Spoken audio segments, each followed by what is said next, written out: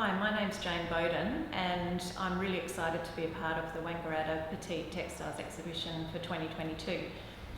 I thought before talking about the pieces in the exhibition, which I made a series for called The Maker and the Lost Birds, I would chat to you a little bit about my practice and where I work from, which is a really exciting space here in Adelaide Arcade, and then show you a little bit of my studio as well.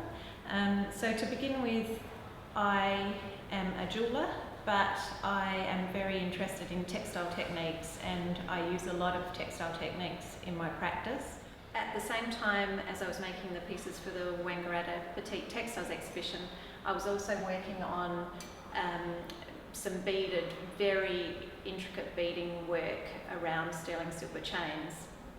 And in much the same way as the Lost Birds, these are crocheted with very fine crochet hooks. I feel really fortunate that I work full-time in my practice, and I understand that's not possible for everyone, but the way I've managed to do that is to have three parts to my practice. So Zoo Design is a gallery through which I represent 130 different makers and sell their work.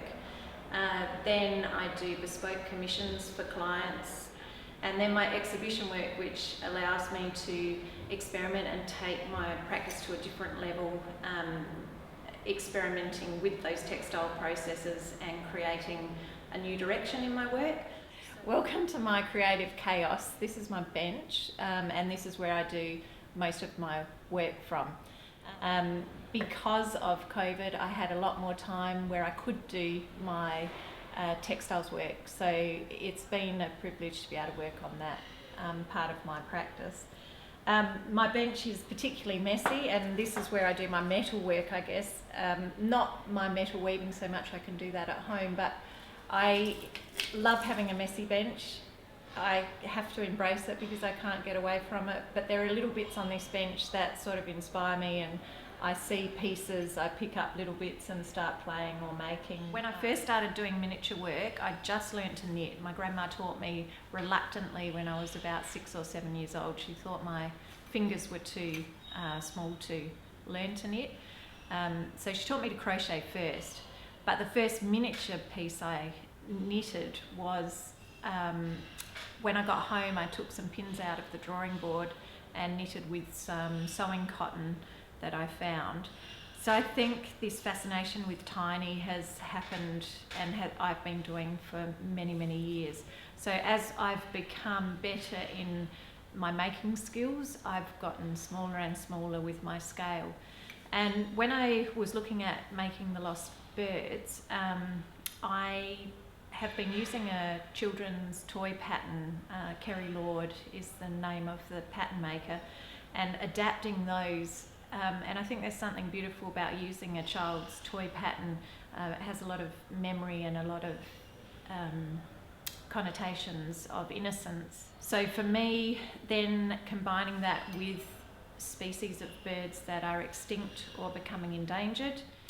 So out of the 5 birds, 4 of the birds that I've represented are extinct and 1 is endangered. And the way I've differentiated that is using diamonds in the eyes of the endangered bird, symbolising its preciousness, and we have a chance to save this bird.